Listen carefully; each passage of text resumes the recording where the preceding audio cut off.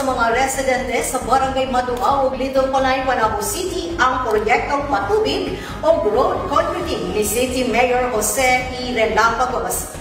At Hulyo 5, 2024, gi-turn over sa LGU Panabo, pinangagi ni Executive Secretary Josie Mary Relampagos, isip representante ni Mayor Relampagos. Ang potable water system nga mong kantidad og 4 million pesos alang sa Barangay Maduao o ang rehabilitation of level 3 water system sa Barangay Little Panay nga mong kantidad og 4 million pesos.